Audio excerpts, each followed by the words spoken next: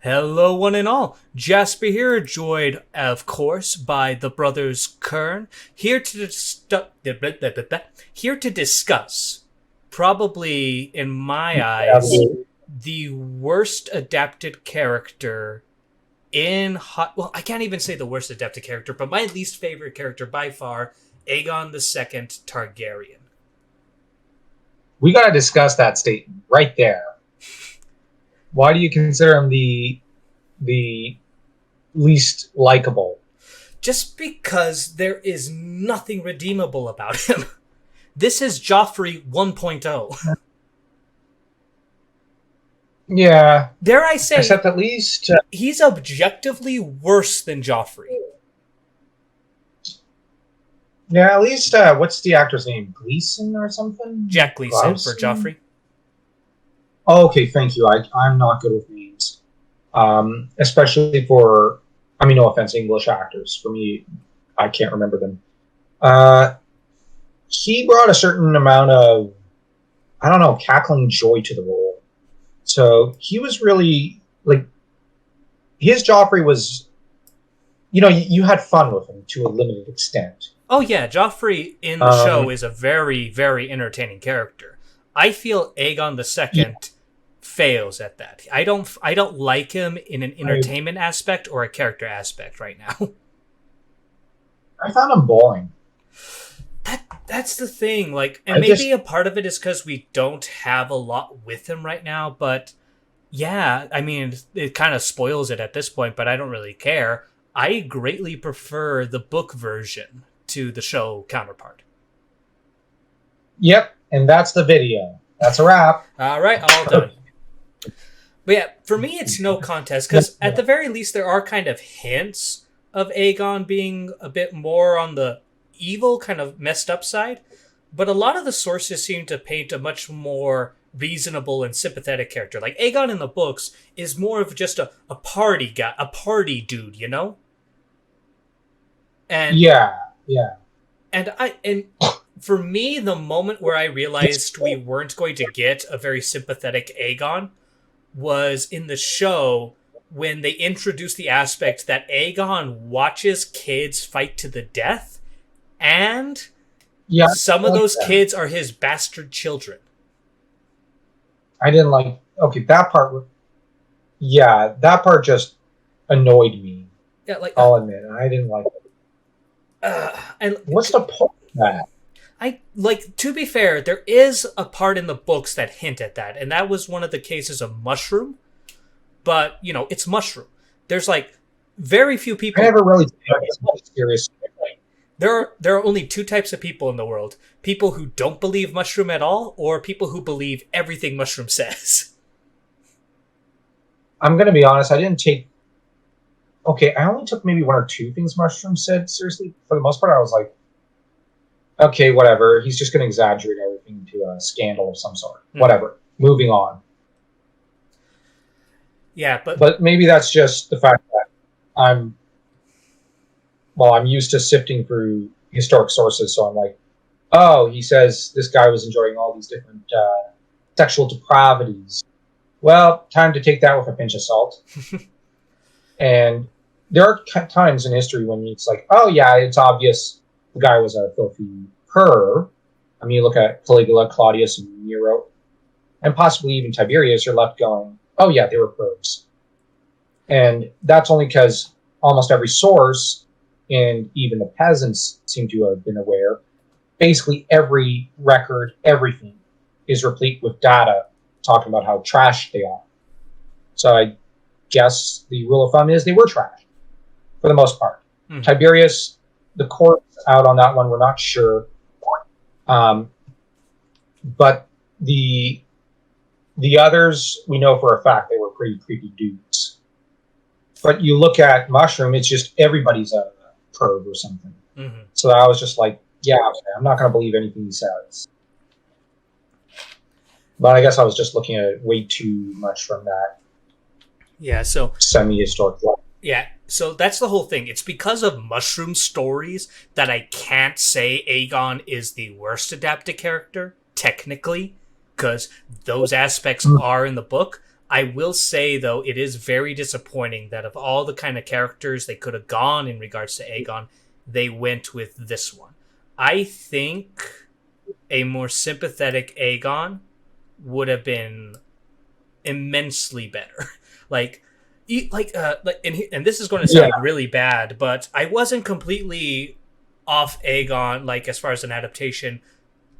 Even like after the rape, like there was kind of the whole rape scene, or not the rape scene, but the confirmation kind of scene where it's like, yeah, he did force himself on her.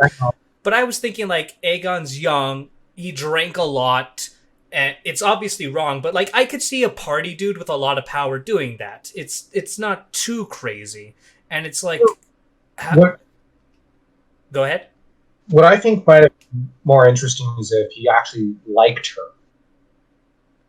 Oh, Like if you actually had this conflict between him and his mom, where maybe he likes one of the servant girls, and this is unacceptable for a prince, and maybe this is why he starts partying it up a little. It's a coping mechanism because he didn't get what he wanted.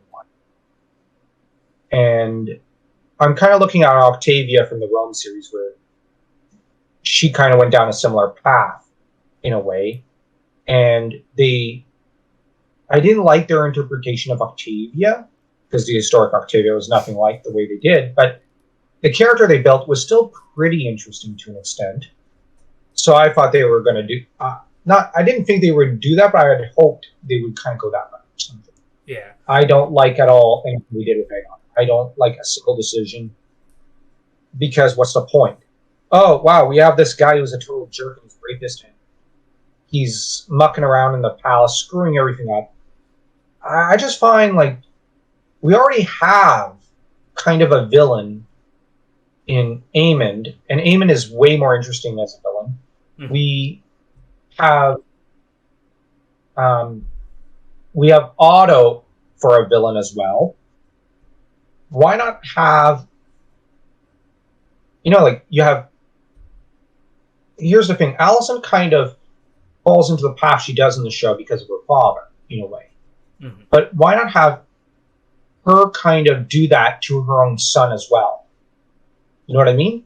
Where the tragedy is that she didn't want to become what her dad wanted her to be at first. And her son was the same way, but she kind of did to him what Otto did to her. So there's almost this intergeneration violation that happens. Mm-hmm. And because in the book, Aegon's way more interesting. And he's an interesting character because... But so... Sorry about that little bit of cut. Bit of a power issue at my new home. Yeah. My point is just that Aegon is a character with... In the book, he's just interesting. And just having... he's evil. No. Like... I guess I just like the idea, the theory that... I like the tinfoil hat theory that Alicent and Otto may have had Viserys poisoned. Although I much prefer the disease, as we discussed.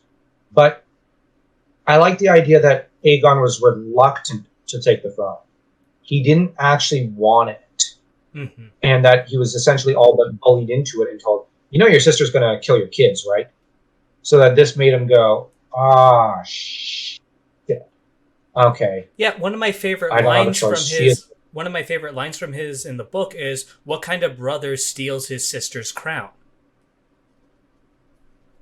Yeah, where the impression you get is that he did want some sort of relationship with her. Like, if it wasn't for her being willing to slaughter his children, he'd probably have been happy to just, you know what I mean? Like, pack it in and say, all right, can I just get a castle or something? Okay, cool. I'll just go party there. Enjoy the crown, sis. And I'll mosey on over there. Yeah, because Aegon... You'd be content with that. Aegon, for a decent part, I'd say, is just like a pawn being moved by others. Now, granted, when he is named king, he, of course, has more power and influence and makes his own decisions a bit more heartedly and whatnot, but that's the whole thing. A lot of what happens just isn't something that Aegon II wants, and like his ending and everything that conspires beforehand just is very sad. to see like this family Yeah, tear itself apart like this, and Aegon being kind of like the face of one of them, but yet at the same time not being responsible for a lot of the heinous actions that inevitably take place. yeah. What's funny is that um, when I was reading, when I think of the blacks, I think of Rhaenyra. When I think of the greens, I think of Aemon rather than Aegon. I know that's a weird thought. Or I think of Daemon for the blacks, and I think of like Alicent for the greens. I think that's fair. I think that's But Aegon, very fair because, like, you and I know what kind of happens to Aegon during the dance. And I think it's safe to say that, he's not the most prominent of characters. no, Like, his name is, he's but he himself does not yeah, have as much agency as everyone else. he seems to like at his coronation, he's trying to mitigate some of the disastrous judgment of his mother, grandfather, brother. Seems like he's not the kind of king that Henry the Sixth of England was, who was just a total disaster and whatnot, and who was such a passive, weak wing that he allowed everyone to run around with royal authority and wreck England. Aegon's not exactly like that. He's trying to mitigate the damage. It's just you got a couple of psychos and lunatics on both sides. Just no matter what, even if Viserys was still king, they'd almost be wanting to just go fire and blood it all over the place. So it's kind of out of his control in some ways. Mm-hmm. And by that, I just mean the beginning of this war. Like you look at the whole thing, like with Aegon in the book, I don't think the killing of Lucerys was something that he quite wanted.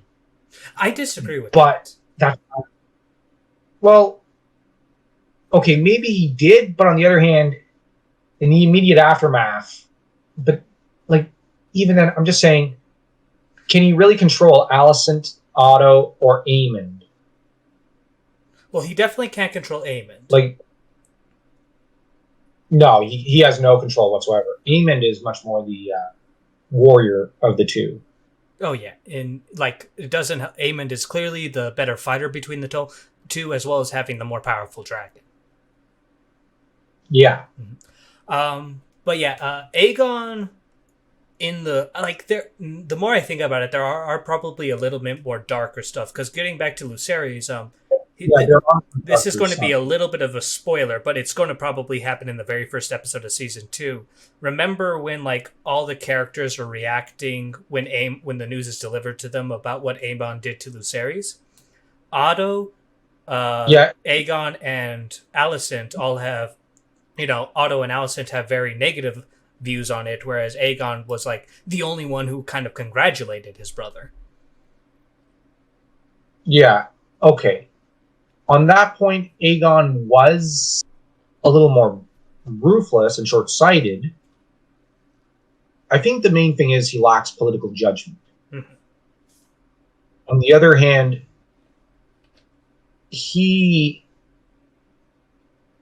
there are times in the book when you get the hint of a madman, such as that one. But then there are times when you get the hint of someone who really doesn't want trouble or the hassle. So we're presented with conflicting pictures in a way of Aegon. Mm-hmm. A part of me kind of thinks maybe at that moment Aegon was just like it's us or them. We're way past the burning point. Like he looked at Otto and like by the time he was named king, he came to the conclusion like Rhaenyra was going to kill me and my family if I had the crown, and they're going to. So I need to kill them beforehand. So I don't think it was that situation was entirely a purely madness thing. I think one could very reasonably justify it. That's what I was trying to argue. Like he doesn't seem very evil. I was just doing it very clumsily. But yeah, I think I don't really see him as a villain in the book per se. Mm-hmm. And like he's kind of in the middle. Whereas people may not agree with me, but I kind of think Rhaenyra veers towards villainy increasingly. But then she kind of becomes a bit of she becomes a victim in a way when her crown is stolen and whatnot. But on the other hand, she makes, like, she kind of, with some irresponsible decisions before then, brought it on herself. So I'm kind of left going. I mean, yeah, the thing with Rhaenyra is she would be more sympathetic if she was more competent. Yeah. The issue is her incompetency. Like, whatever your thoughts on like the succession laws and if the king can overrule them or yada yada yada, the thing is, she didn't really choose a lot of it. I mean, granted, I'm sure if she like went to Viserys, be like, "Hey, I don't want it. Give it to Aegon," you know. But at the same time, she at a young age she was kind of being raised to rule and having those thoughts put into her head by Viserys and others. But I think a lot of it is, her entire, I feel like a lot of the modern support for her is because of, misogyny. She's the oldest daughter, picking one over the other based on sex is unreasonable, which it is.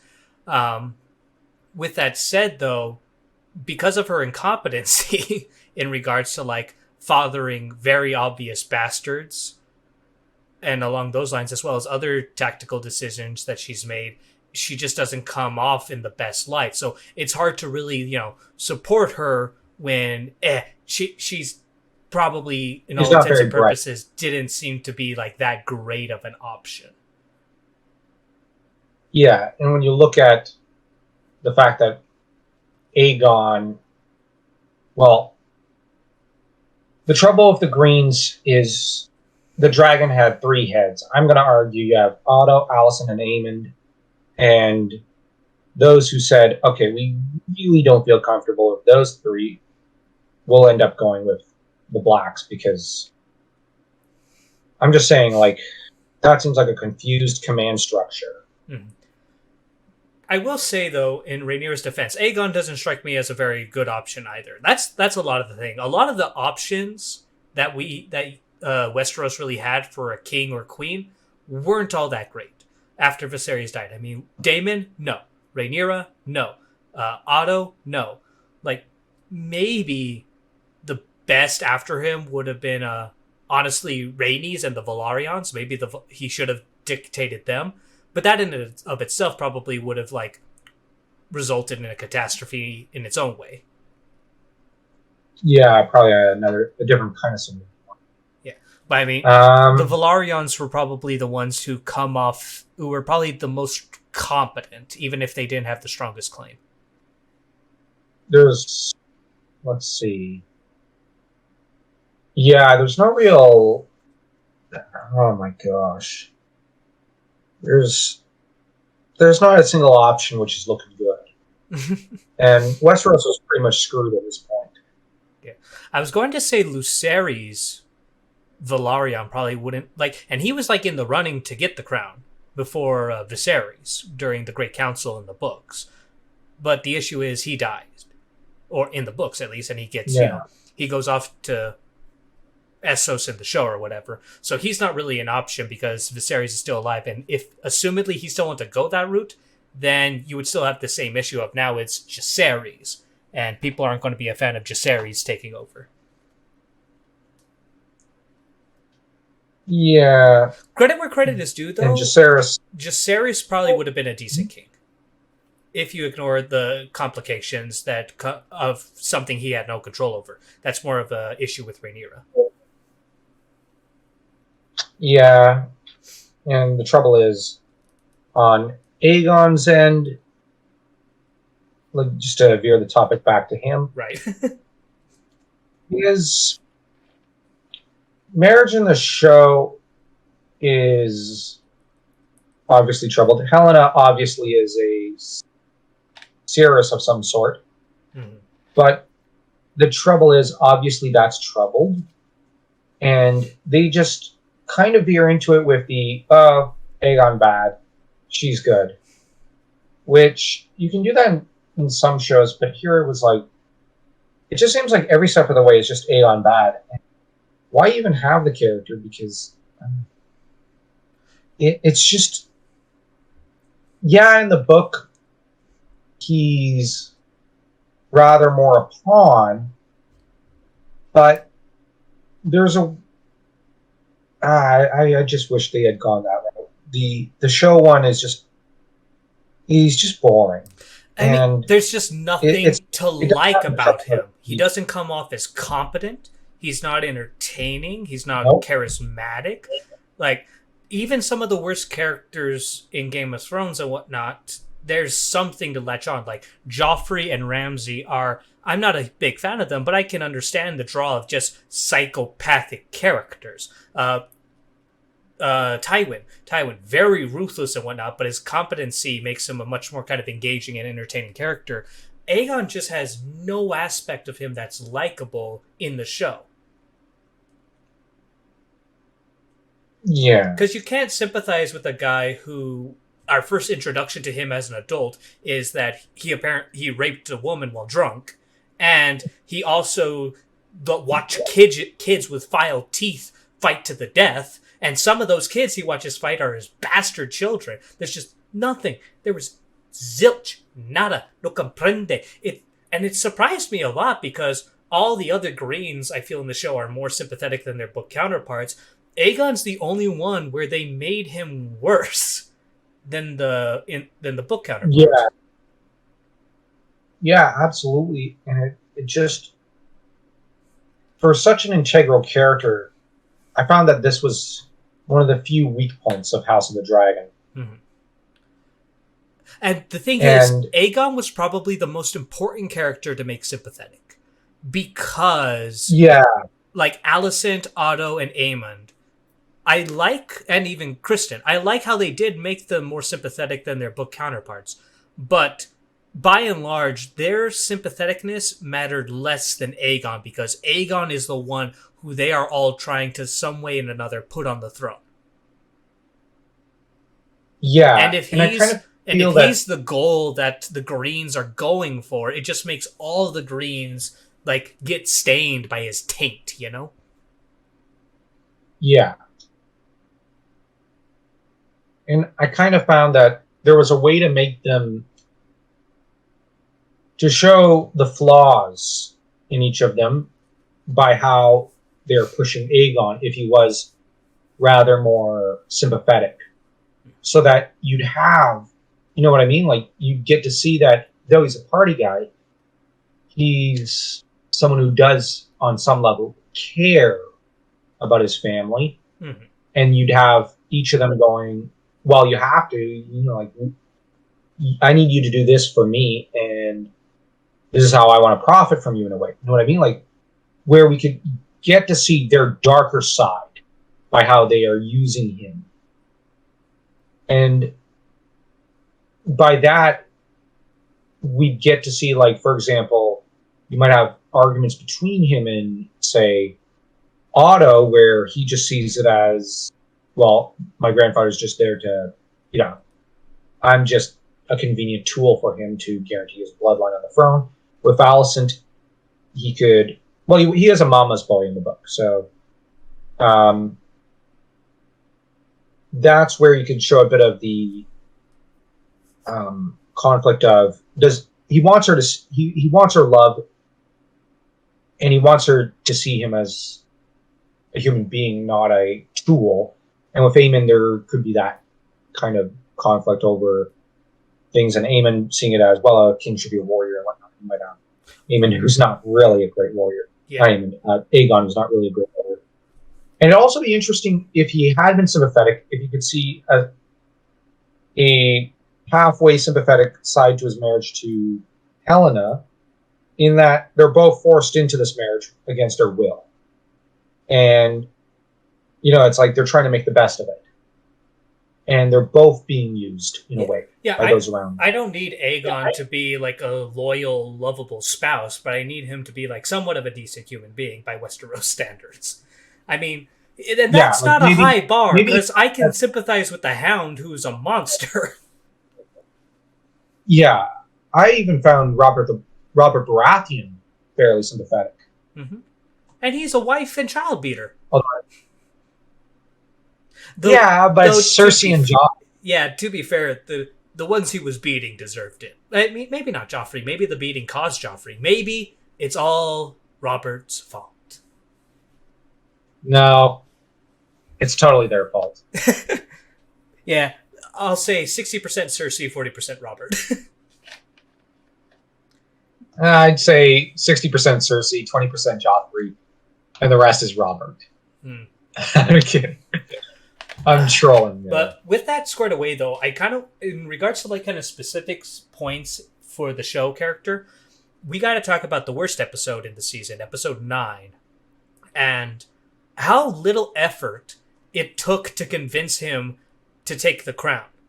Because what does Allison tell him? Like, oh yeah, when I spoke to your father, he, in his delirious state, said Aegon needs to be king or something along those lines. And he's like, yeah, right, Ma. And then she repeats herself. He's like, oh shit, this is real. Okay, I'll do it. It's just like, it's so lazy. The amount of effort it took to change his mind was like ripping a tissue paper. Yeah, my reaction was, what? Seriously? That's all it takes? I mean, the guy was literally hiding, trying to stow his way onto a ship to get the fuck out of King's Landing, and that's all it took to convince him? Yeah, it's just... good lord.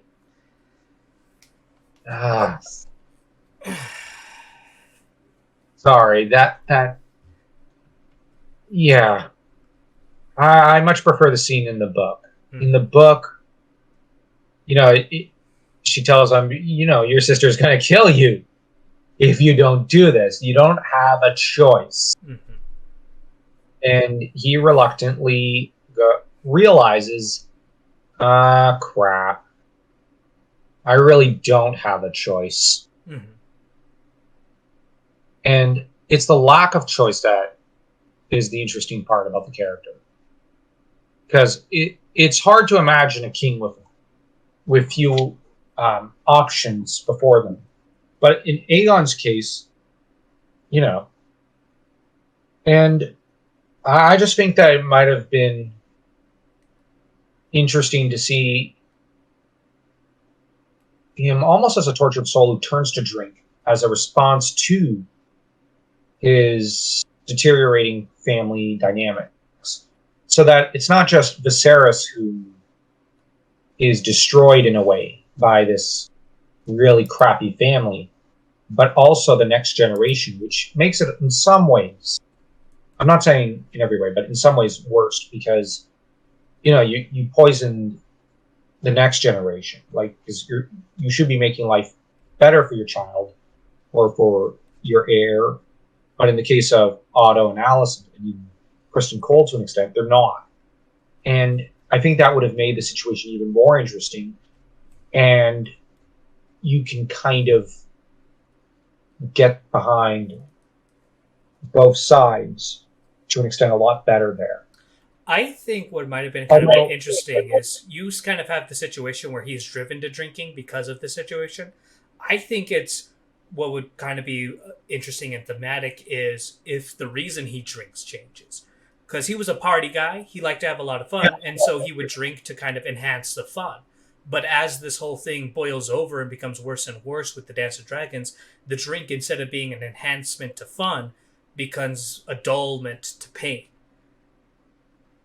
Yes, I agree. I like that. Mm-hmm. That's a better way of looking at it. That's way better. I can't even say that's original. I stole it from something, but I can't remember what.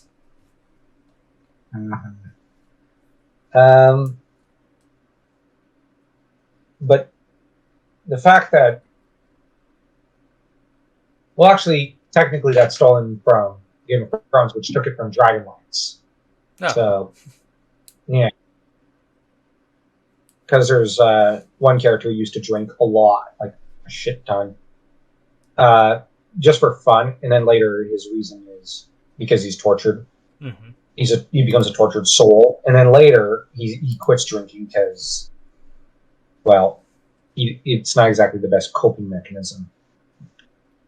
But that character has a huge character arc across, I think, like 9 to 12 books or something. Caramon Major. But anyways, uh, yeah, everything with Aegon II was just poorly handled in the TV series, Mm-hmm. Yeah, and they I really season 2 they're gonna have to bend over backwards and try to redeem the heck in a way. I don't mean like redeem the character. I mean like they're gonna have to work overtime to make the character a little more interesting because so far it's not impressive. I don't think they're going to do that. I don't think that's their goal. Because with my Well, knowledge that's of the dull. with yeah, exactly. With my knowledge of like the books and how things kind of work out, I'd be very surprised if they tried at any moment to make him a bit more sympathetic and interesting. I don't think they're going to be capable of doing that. I think he's going to like get worse.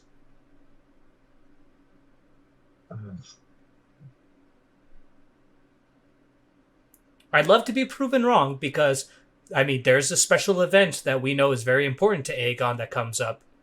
I believe it's going to come up in the second season, but I don't know when it will come up in the second season. So maybe before that event they'll do some legwork, but after that moment they've lost their chance. Hmm.